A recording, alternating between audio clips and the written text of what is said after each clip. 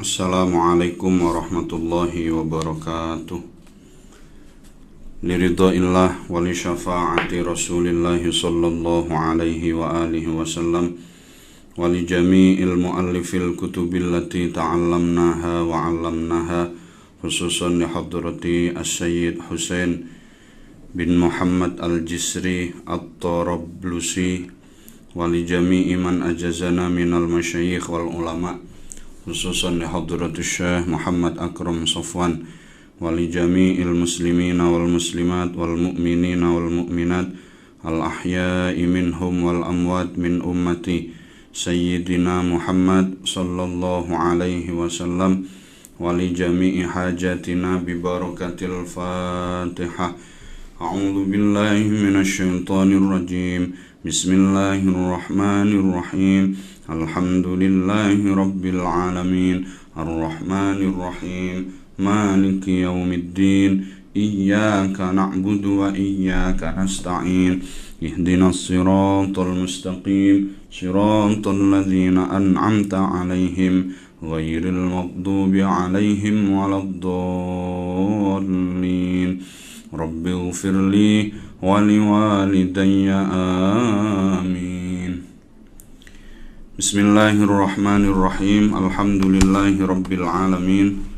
Assalatu wassalamu ala asyrafil anbiya wal mursalin sayyidina wa maulana Muhammadin wa ala alihi wa ashabihi ajma'in, amma ba'du. Qala al-musannifu rahimahullahu ta'ala wa nafa'ana bihi wa bi'ulumihi fid dharaini amin ya rabbal alamin. Hadirin wal hadirat, para pemirsa LTN-NU PCNU Kota Pekalongan, alhamdulillah pada kesempatan yang mulia ini kita bisa bermuajahah meskipun melalui media internet, tetapi semoga saja tidak mengurangi keberkahan kita dalam belajar. Pada kesempatan kali ini saya akan membacakan satu kitab yang kitab ini dinamakan dengan Al-Husun Al-Hamidiyah lil Muhafadhah 'alal Aqaidil Islamiyah, yang disusun oleh As-Sayyid Husain Afandi. Kitab ini menarik untuk kita kaji karena selain disusun secara tematis, disusun secara baik, isinya juga luar biasa. Sebagai bukti konkretnya adalah kitab ini masih menjadi kajian pokok di pondok-pondok pesantren. Misal yang saya tahu adalah di Pondok Pesantren Lerboyo Kediri. Karena dulu saya memaknai kitab ini, kalau tidak keliru, di kelas 1 dan kelas 2 aliyah, kalau tidak keliru. Kitab ini memiliki isi yang luar biasa, terlebih kaitannya adalah dalam hal aqaid al-islamiyah, akidah Islam, wabil khusus yang berfahamkan Ahlus Sunnah wal Jamaah. Maka penting untuk kita ikuti bersama pengajian kita ini, supaya dalam memahami agama Islam, wabil khusus akidah al-islamiyah, kita tidak memiliki pemahaman yang keliru, sehingga dalam melaksanakan atau menjalankan syariat Islam kita bisa menjalankan dengan baik sesuai dengan tuntunan para ulama, wabil khusus tuntunan dari Nabi Agung Muhammad sallallahu alaihi wasallam. Oleh karena itulah, mari kita bersama-sama membuka kitab Al-Husun Al-Hamidiyah. Yang akan kita buka pertama kali kita baca terlebih dahulu adalah Fatihatul Kitab, yakni muqaddimah. Bismillahirrahmanirrahim.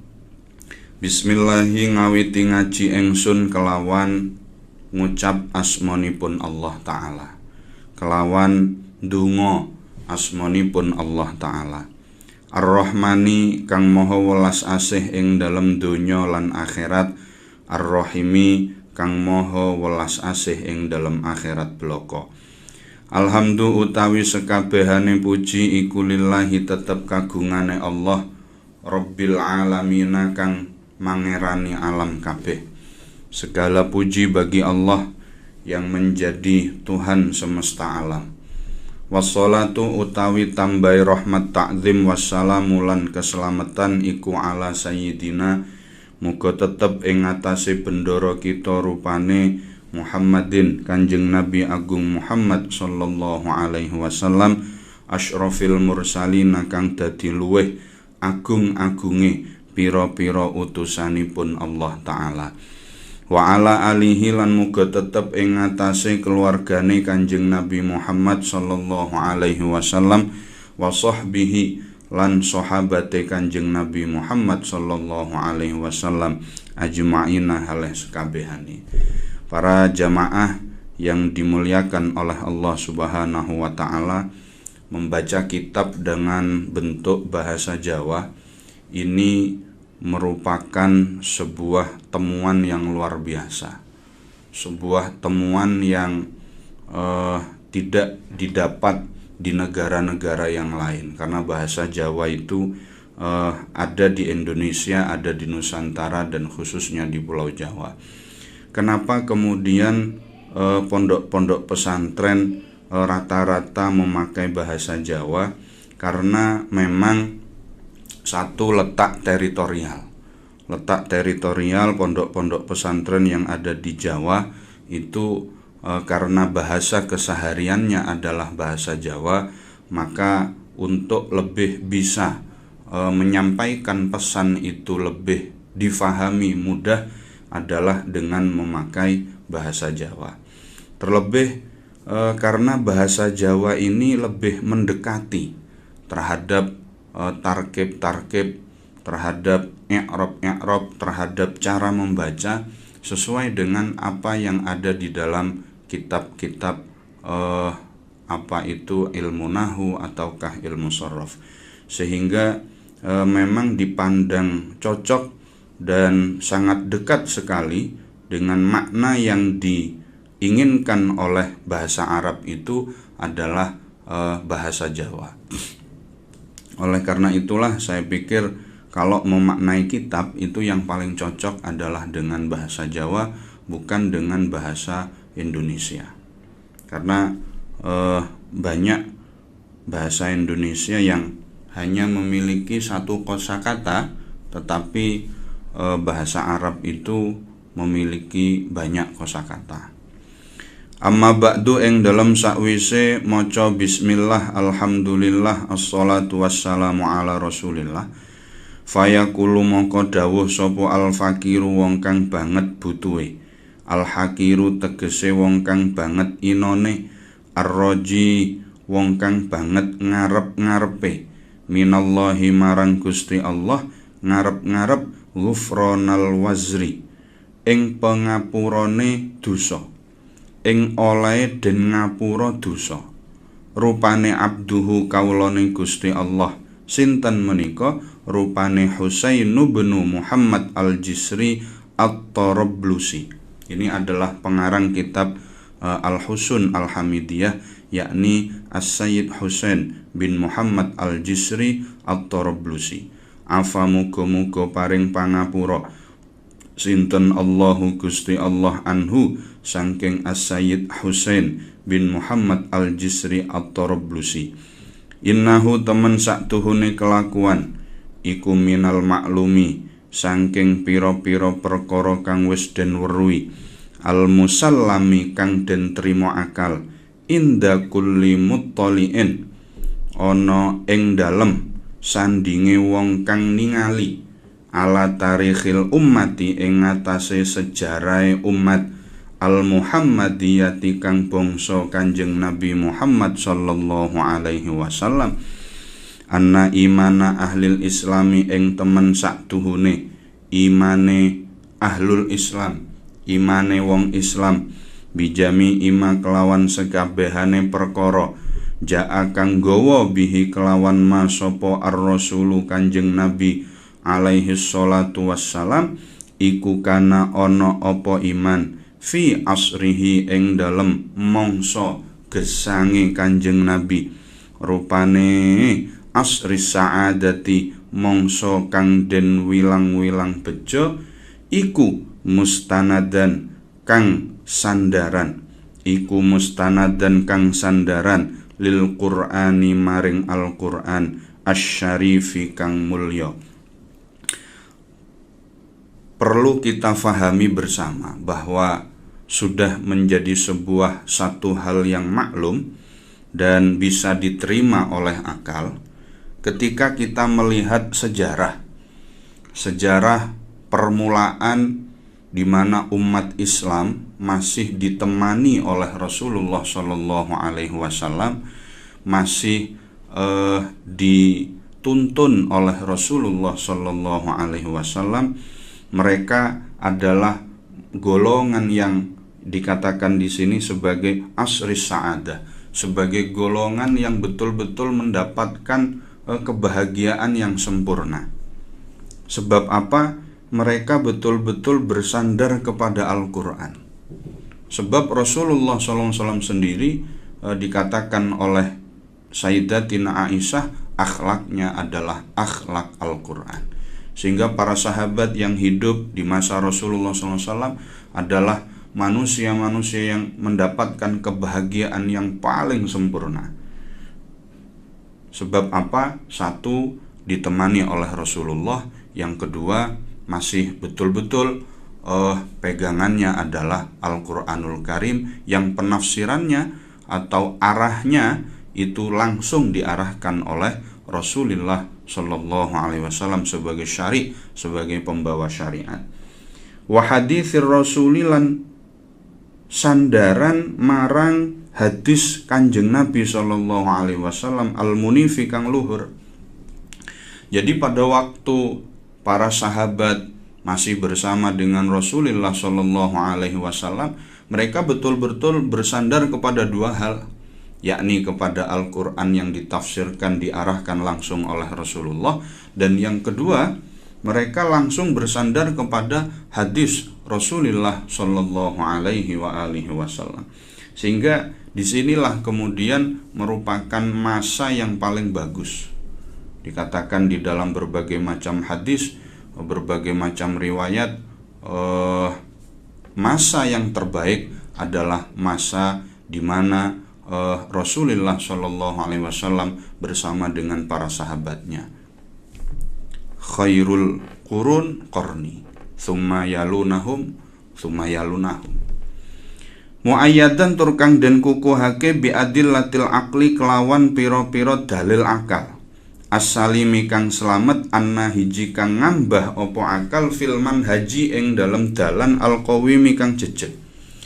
Ini pemandangan yang harus kita fahami, bahwa ketika Rasulullah SAW masih hidup bersama para sahabatnya, para sahabat ini betul-betul dimanjakan oleh Rasulullah SAW. Ketika Rasulullah memberikan penjelasan tentang Al-Quranul Karim, ketika Rasulullah memberikan penjelasan tentang hadis, maka betul-betul bisa diterima dengan akal. Sebab kecerdasan Rasulullah yang menyampaikan itu semuanya, ini luar biasa. Kholison tur kang murni min syawaibis syubahi, saking piro-piro campure perkara kang campur, wal ahwa'i lan piro-piro kekarepan nafsu. Pada masa itu, pada masa Rasulullah masih hidup bersama dengan para sahabatnya, pemikirannya adalah pemikiran yang murni. Tidak ada kepentingan-kepentingan apapun, tidak ada kepentingan nafsu, tidak ada kepentingan ingin dijadikan sebagai pemimpin, tidak ada kepentingan apapun. Mereka adalah orang-orang yang mukhlisin lahuddin. Sahabat Abu Bakar, sahabat Umar, sahabat Utsman, sahabat Ali, dan sahabat-sahabat yang lain adalah orang-orang yang mukhlisin lahuddin. Sehingga pada waktu itu agama Islam betul-betul dijalankan sesuai seperti apa yang diperintahkan oleh Rasulullah Shallallahu Alaihi Wasallam. Saliman tur iku kang selamat min ghawailil aghalid, saking piro-piro pekewoi, piro-piro keluputan. Dan pada masa itu sangat sedikit sekali terjadinya kekeliruan pemahaman. Karena ketika ada kekeliruan pemahaman, langsung kemudian cross check kepada Rasulullah Shallallahu Alaihi Wasallam. Jadi nikmat betul pada waktu itu saya pikir para sahabat, karena kalau ada masalah apapun nanti tinggal lapor kepada Kanjeng Nabi, akhirnya Kanjeng Nabi memberikan solusi. Ini luar biasa, kenikmatan yang luar biasa. Waqtilafil ara' lan bedane piro-piro pendapat. Jadi setiap ada permasalahan apapun semua bisa langsung clear, karena di situ masih ada Rasulullah Shallallahu Alaihi Wasallam yang betul-betul dijadikan panutan. Falidzalika moko krono mengkono kana fi asri sa'adah mustanadanil Qur'anis Syarif kanat moko ono opo samrotuhu woe iman iku ya ni'atan mateng. Maka di masa itu imannya para sahabat ini luar biasa. Mereka betul-betul iqamah bi kalimati la ilaha illallah mukhlishina lahuddin, tidak mengharapkan apa-apa. Seperti halnya kita tahu cerita bagaimana sahabat Bilal diinjak-injak bahkan sampai hampir meregang nyawa untuk betul-betul berpegang kepada kalimat tauhid, kalimat la ilaha illallah, tidak ada yang disembah kecuali Allah subhanahu wa ta'ala, dan Rasulnya adalah Nabi Agung Muhammad sallallahu alaihi wasallam. Sehingga buah daripada iman itu betul-betul matang, kuat sekali. Wazawahiruhu lan ono opo piro-piro kembange iman iku satiatan kang mencorong. Dan bunga daripada iman itu betul-betul betul-betul mekar dengan indah. Ini adalah merupakan pemandangan di masa sahabat masih menangi Rasulullah, masih bertemu dengan Rasulullah Shallallahu Alaihi Wasallam. Fakunta moko ana sapa sira iku taro ningali sapa sira afrodal ummati ing ijen-ijene umat muhafizina halah pira-pira kang ngreksa ala iqamatil ibadat ing atase nglanggengi jumenenge pira-pira ibadah. Maka kita lihat di masa itu betul-betul para sahabat berpegang kuat dalam menjalankan istiqomah ibadah. Ini luar biasa. Karena memang kekuatan iman pada waktu itu jauh kalau dibandingkan dengan orang sekarang. Bahkan di masa Rasulullah SAW, para tentara yang ikut berperang tidak ada yang dibayar. Tetapi kemudian di zaman sahabat Utsman, di zaman sahabat Ali, tentara-tentara ini sudah menerima gaji. Nah, ini tentu berbeda. Kenapa mereka kemudian digaji di zaman Khalifah Sayyidina Ali, di zaman Khalifah Sayyidina Utsman? Karena imannya sudah berbeda dengan sahabat-sahabat yang masih menangi Rasulullah Shallallahu Alaihi Wasallam. Wantidhomi sya'nil mu'amalat wantidhomi sya'nil mu'amalatilan karuntute tingkai piro-piro muamalah, cara bergaulnya baik, ya, cara bisnisnya baik, sosialnya baik. Ini Masya Allah luar biasa. Pada waktu itu sosialnya baik, bisnisnya baik, cara proses jual belinya baik. Bahkan ketika Rasulullah SAW di Madinah itu bisa menumpas yang namanya ribawi, tidak ada praktek ribawi. Ini luar biasa di zaman beliau Rasulullah SAW. Mumtathilina haleh kang podo manut lil awamiri maring piro-piro perintai Allah Ta'ala. Pada waktu itu betul-betul para sahabat mengikuti terhadap perintahnya Allah Subhanahu wa Ta'ala. Muntahina kang ngedoi minal anil mana kiri sangking piro-piro perkara kang den ingkari. Mereka betul-betul takut terhadap larangan-larangan dari Allah Subhanahu wa Ta'ala. Jadi kalau kita mau mencari orang-orang yang betul-betul takwa, ya di masa sahabat itu, di masa Nabi Muhammad SAW masih hidup. Al-imtithal anil awamir wajtina binawahi itu betul-betul terjadi pada masa itu. Mutahallina halah piro-piro kang pepaes bi akhlaqid dini kelawan piro-piro akhlake agama al hasanati kang bagus. Pada waktu itu memang para sahabat itu luar biasa. Saking cintanya kepada Rasulullah Shallallahu Alaihi Wasallam, apapun akan dikorbankan. Ini luar biasa. Wa adabihi lan piro-piro adab ad-din, adabnya luar biasa, tata kramanya luar biasa.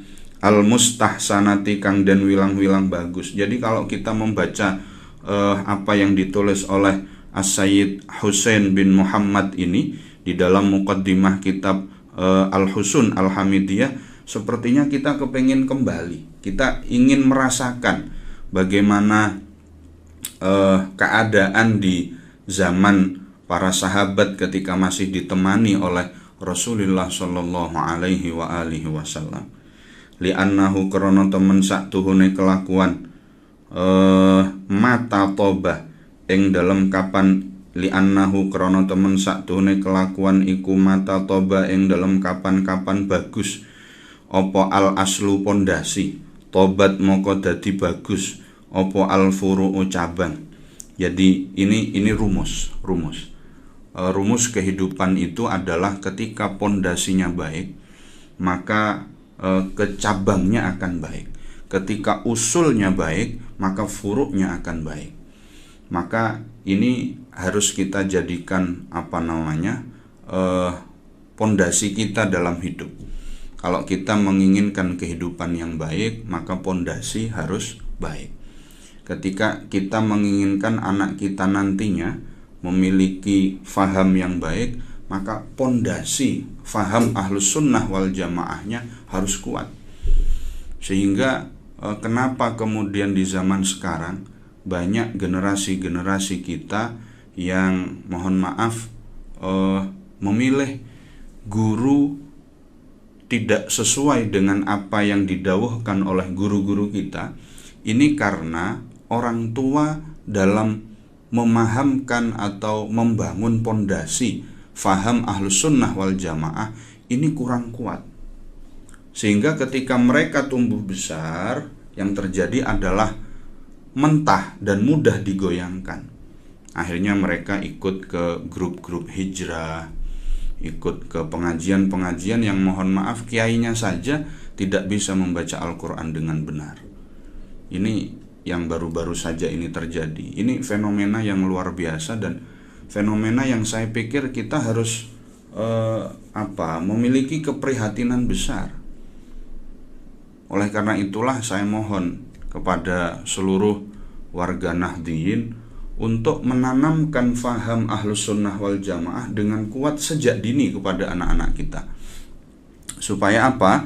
Supaya ketika nanti anak-anak kita besar, itu faham ahlus sunnah wal jamaahnya kuat. Paling tidak ketika kita sebagai orang tua sudah mati, sudah dipanggil oleh Allah, anak-anak kita masih mau membacakan Yasin, masih mau membacakan tahlil, maka sungguh na'udzubillah min dzalik, saya tidak ingin kemudian anak-anak saya ketika saya mati, anak-anak saya tidak membacakan Yasin. Na'udzubillah min dzalik. Sebab apa? Kita ini kan banyak dosanya. Kita ini bukan orang yang tidak memiliki dosa. Dan siapa yang mau mendoakan kita sebagai orang tua? Kecuali anak. Tidak mungkin tetangga kita mau mendoakan kita. Mereka punya urusan sendiri-sendiri. Kita hanya bisa bergantung kepada anak kita. Nah, kalau anak kita sudah terpapar pemahaman yang mengatakan tahlilan bid'ah, yasinan bid'ah, ya sudah, nanti kita di dalam alam kubur kita akan diazab oleh Allah Subhanahu wa taala dan kita tidak akan mendapat bantuan dari siapapun. Oleh karena itulah saya harap para jamaah sekalian untuk memahamkan dan menanam pondasi faham ahlus sunnah wal jamaah kepada anak-anak kita dengan kuat, sehingga diharapkan di tahun-tahun berikutnya mereka tidak gampang diayunkan, digoyangkan dengan faham-faham yang lain. Wa adzubatul ma'i utawi tawane banyu ikutan sya'u cukul apa adzubah an sofa il yambui saking beninge panggonan sumberan. Jadi tawarnya air itu tergantung dari keluarnya sumber mata air. Jadi mata air akan bersumber dengan bening, ya, air itu akan bening kalau mata airnya juga bening. Saya pikir sampai di sini muqaddimah kita. Semoga panjenengan semua tidak bosan, dan insya Allah setiap minggu sekali kita akan bertemu dan melanjutkan kajian kitab Al-Husun Al-Hamidiyah. Terima kasih, semoga ada manfaatnya. Al-Fatihah. A'udzubillahi minasyaitonirrajim. Bismillahirrahmanirrahim. Alhamdulillahirabbil alamin. Maliki yaumiddin. Iyyaka na'budu wa iyyaka nasta'in. Ihdinas siratal mustaqim. Siratal ladzina an'amta 'alaihim ghairil maghdubi 'alaihim waladdallin. Amin. Bismillahirrahmanirrahim. Alhamdulillahirabbil alamin.